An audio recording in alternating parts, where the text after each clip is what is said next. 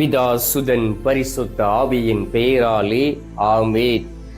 புனித யோவான் எழுதிய முதல் திருமுகத்தில் இருந்து வாசகம். அதிகாரம் 1, இறை வார்த்தை 9. மாறாக நம் பாவங்களை நாம் ஒப்புக்கொள்வோமே என்றால் கடவுள் நம் பாவங்களை மன்னித்து குற்றம் அனைத்திலிருந்தும் நம்மை தூய்மைப்படுத்துவார். ஏனெனில் அவர் நம்பிக்கைக்குரியவர், நேர்மையுள்ளவர். ஆண்டவரின் அருள்வாக்கு. இறைவா உமக்கு நன்றி. கிறிஸ்துவுக்குள் பிரியமான என் அன்பு சகோதர சகோதரிகளே, புனிதமான வாழ்க்கை வாழ ஒவ்வொரு நாளும் உங்களை அர்ப்பணித்து நீங்கள் ஆண்டவரை தேடி வந்து ஜெபிப்பதை நினைத்து நான் மகிழ்ச்சி கொள்கின்றேன். தொடர்ந்து அதிகாலை 3 மணி ஜெபத்திலும் இந்த நற்கருணை வழிபாட்டிலும் நீங்கள் பங்கு கொள்கிறீர்கள். நற்கருணை ஆண்டவருடைய ஆற்றலின் வல்லமையினால் நீங்கள் இந்த உலகத்தில் வாழ்ந்திருக்கவும், நீங்கள் கேட்கக்கூடிய செய்திகள் உங்களுடைய உள்ளத்தில் நிலைத்து இருந்து ஆண்டவருடைய வார்த்தையின்படி வாழ உங்களை தீர்மானித்துக் கொள்ளவும் உங்களுக்காக நான் மன்றாடுகின்றேன். இந்த நாளிலும் ஆண்டவர் உங்களை ஆசீர்வதிக்க உங்களுடைய வீட்டிற்குள் கடந்து வந்திருக்கின்றார். இவ்வளவோ பேருக்கு ஆண்டவராகிய இயேசு கிறிஸ்துவை பார்ப்பதற்கு வாய்ப்புகள் கொடுத்த பொழுதும் அவர்கள் அவரை தரிசிக்கவில்லை, அவரை தேடி வருவது இல்லை. இந்த நாளில் அவரை தேடி வந்திருக்கக்கூடிய உங்கள் ஒவ்வொருவரையும் அவர் சந்திப்பார், உங்களுக்கு ஆற்றலையும் வல்லமையும் கொடுப்பார். அன்பார்ந்தவர்களே, உத்தரிக்கிற ஸ்தலத்துக்கு ஆத்துமாக்களுக்கு உதவி செய்ய வேண்டும், ஏதாவது ஒரு விதத்தில் நான் உதவி செய்ய வேண்டும் என்கின்ற ஒரு எண்ணமும் ஏக்கமும் உங்களுக்குள் இருக்கலாம்.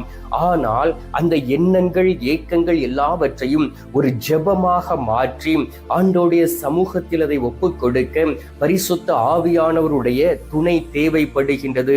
அந்த பரிசுத்த ஆவியானவர் வல்லமையாய் உங்களுக்குள் கடந்து வரும் பொழுது அந்த பரிசுத்த ஆவியானவர் நம்மோடு கூட இருந்து செயலாற்றக்கூடிய வேளையிலே ஆண்டவருடைய இரக்கமும் ஆண்டவருடைய வல்லமையும் நம்மோடு இருக்கும். நமக்குள் ஒரு இரக்க குணம் வரும் பொழுதுதான் ஆண்டவருடைய அந்த இரக்கத்தை புரிந்து கொண்டு நம்மால் மற்றவர்களுக்காக ஜெபிக்க முடியும்.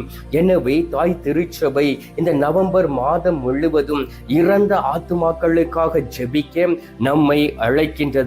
இந்த நாளில் வாசிக்க கேட்டோமே, நம் பாவங்களை நாம் ஒப்புக்கொள்வோமே என்றால் கடவுள் நம் பாவங்களை மன்னித்து குற்றம் அனைத்திலும் இருந்து நம்மை தூய்மைப்படுத்துகின்றார். யார் நம்மை குற்றம் அனைத்திலும் இருந்து தூய்மைப்படுத்துகின்றார்? தந்தை கடவுள் தன்னுடைய மகன் வழியாக.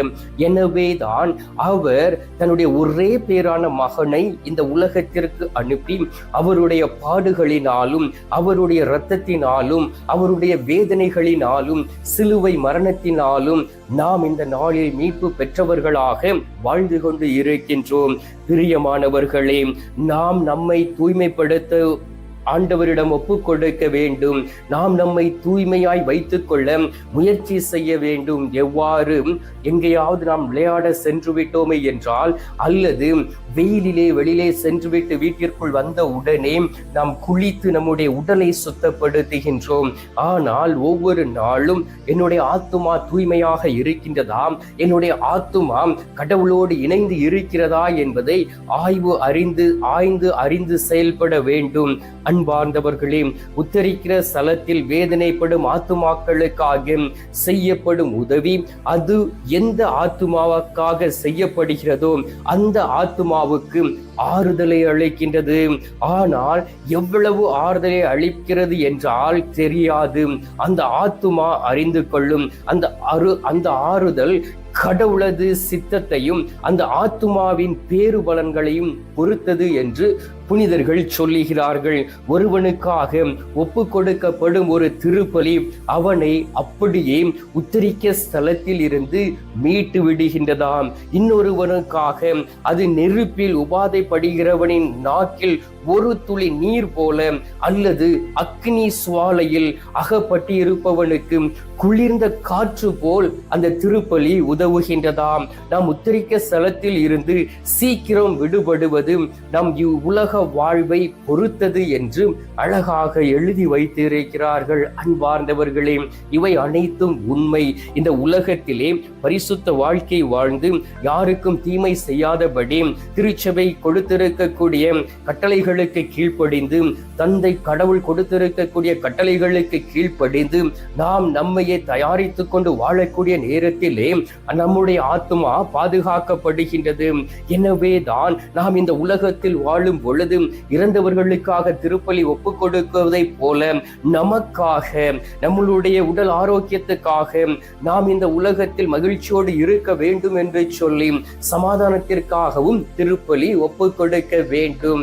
அன்பார்ந்தவர்களே, மாதத்திற்கு ஒரு முறை எனக்காக நான் திருப்பலி ஒப்புக் கொடுப்பது உண்டு.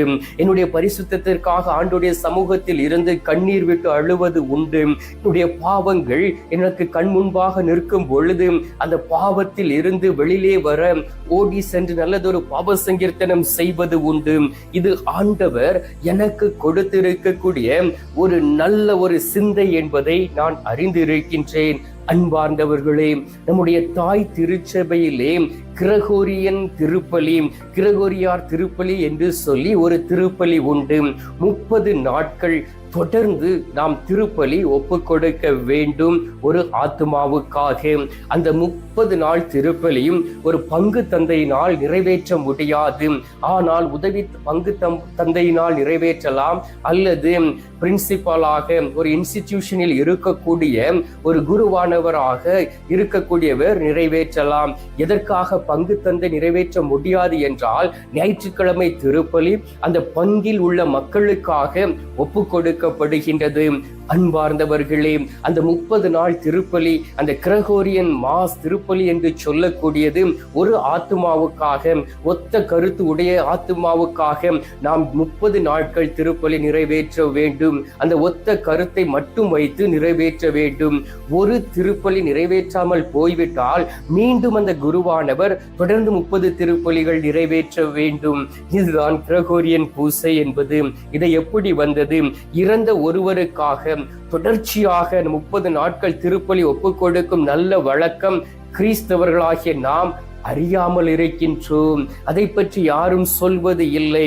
மாதம் ஒரு முறை அல்லது ஆண்டுக்கு ஒரு முறை திருப்பலி ஒப்புக் கொடுப்பதை விட ஒருவர் இறந்ததும் அவருடைய ஆத்துமா சாந்திக்காக 30 திருப்பலிகள் தொடர்ந்து 30 நாட்கள் ஒப்புக் கொடுக்கக்கூடிய வேளையிலே உண்மையிலே அந்த ஆத்துமா மீட்படைந்து விண்ணகத்திற்கு செல்லுகின்றது. 590ஆம் ஆண்டில் இருந்து 604 வரை புனித பெரிய கிரகோரியார் என்னும் பாப்பரசர் திருத்தந்தை திருச்சபையை ஆண்டு வந்தார். அவருக்கு ஒரு நல்ல நண்பர் ஒருவர் இருந்தார்.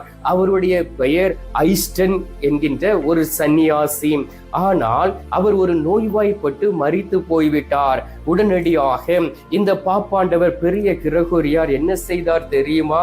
ஒரு 30 நாட்கள் தொடர்ந்து திருப்பலியை நிறைவேற்றினார் தன்னுடைய நண்பனுடைய ஆத்துமாவுக்காக.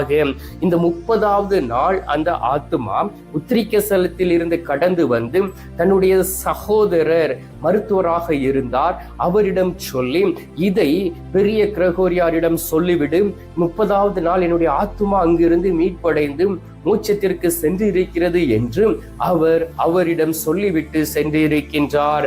அதை அந்த மருத்துவராய் இருந்த அவருடைய சகோதரர் வந்து திருத்தந்தையிடம் சொன்ன பிறகு அதை ஒரு சட்டமாக நிறைவேற்றி இத்திருச்சபையுடைய எல்லா மறைமாவட்டங்களுக்கும் அனுப்பி இந்த 30 நாள் கிரகோரியன் பூசையை அவர் இந்த உலகத்திலே நிலைப்படுத்தினார். இந்த நாட்களிலும் அநேக பேர் அப்படி பூசை வைத்திருக்கிறார்கள். நானும் அநேக ஆத்துமாக்களுக்காக 30 நாட்கள் திருப்பலி நிறைவேற்றி இருக்கின்றேன். அன்பார்ந்தவர்களே, இந்த நாளிலும் கூட ஆண்டவர் நமக்கு அப்படி ஒரு வாய்ப்பை கொடுக்கின்றார். இடைவிடாத சகாய மாதாவிடம் உத்திரிக்க ஸ்தலத்தின் சிறையில் இருக்கக்கூடிய, அங்கு தவித்து கொண்டு இருக்கக்கூடிய ஆத்துமாக்களை ஒப்புக் கொடுப்போம். நாமும் திருப்பலிகளை நிறைவேற்றி தொடர்ச்சியாக 30 நாட்கள் ஜெபிப்போம். அந்த ஆத்துமாக்கள் மீட்படையும். இந்த நேரத்திலே கண்களை மூடி சில மணி துளிகள் எல்லோருக்கும் மீட்பு தந்து கொண்டு இருக்கக்கூடிய, உத்திரிக்க ஸ்தலத்தில் இருக்கக்கூடிய ஆத்துமாக்களை மீட்க அதிகாரம் பெற்றிருக்கக்கூடிய நம் ஆண்டவராகிய இயேசு கிறிஸ்துவிடம் இப்பொழுது மன்றாடலாம். எங்கள் பரலோக தந்தையே, இயேசு கிறிஸ்துவே, தூயனல் ஆவியே, தகப்பனே, தருமையான காலை பொழுதிற்காக உமக்கு நன்றி சொல்லி உம்மை துதிக்கிறோம் அப்பா. இந்த காலை பொழுதிலே வல்லமையோடும் ஆற்றலோடும் நீர் எங்களை தேடி வந்திருக்கின்றீர். ஆண்டவராகிய இயேசு கிறிஸ்துவே, உத்தரிக்கிற ஸ்தலத்திற்கு இருக்கக்கூடிய ஆத்துமாக்களுக்காக உதவி செய்ய, திருப்பலி நிறைவேற்ற வேண்டும் என்பதை தெளிவாக புனித பெரிய கிரகோரியார் வழியாக நீர் எங்களுக்கு கற்றுக் கொடுத்து இருக்கின்றீர், வெளிப்படுத்தி இருக்கின்றீர். அதற்காக உமக்கு ஸ்தோத்திரம் சுவாமி.